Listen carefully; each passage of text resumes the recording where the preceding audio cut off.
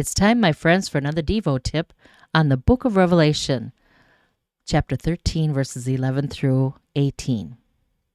As we enter more deeply into the vision of Revelation 13, John sees Satan enlist two helpers to enforce worship that is in direct opposition to the authentic worship of the true God.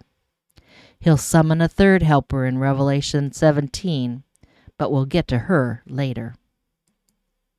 The first little helper is a beast that rises out of the sea. Its 7 heads assume various forms of political oppression. The dragon's second little helper is a beast that rises out of the earth. This land beast had 2 horns like a lamb, and it spoke like a dragon in Revelation 13:11. Although the second beast looks like a lamb, it is far from harmless. The second beast is called the false prophet for a good reason. Its rhetoric spews out satanic propaganda and entices the world citizen to worship the first beast, the political antichrist. The false prophet is also able to perform tricks and great signs, even making fire come down from heaven to earth in front of people. Jesus warned us about these guys. False Christs and false prophets, he said, will arise and perform great signs and wonders so as to lead astray, if possible, even the elect. The false prophet in Revelation deceives those who dwell on earth, telling them to make an image for the beast that was wounded by the sword and yet lived. It may be common to interpret this image as a statue, but I think the command to make an image for the beast is way more insidious. The word image can mean likeness or representation. So instead of reflecting God's image in Christ, I would suggest that people will unfortunately make an image for the beast by reflecting its likeness, that is, Satan's character.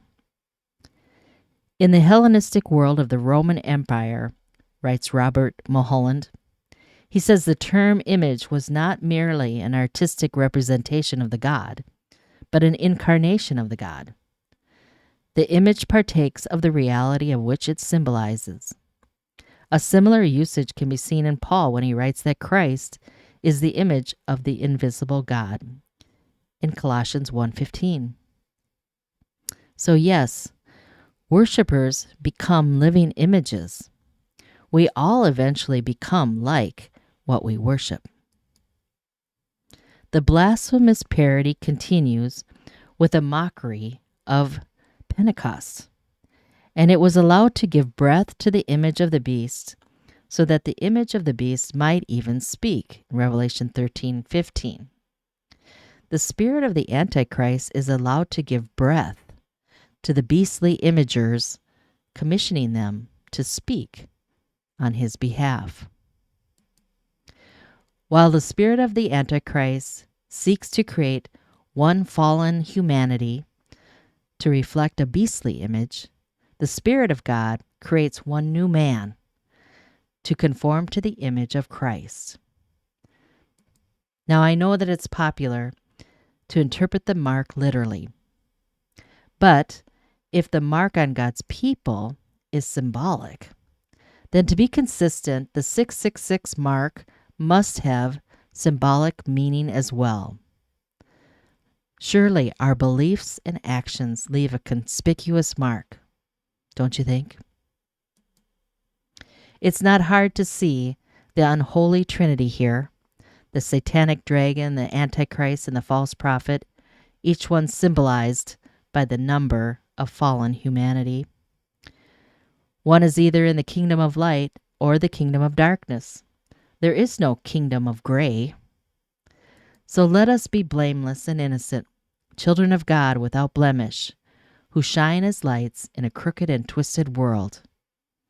This calls for wisdom, John says, especially when the dragon's propaganda targets God's image bearers.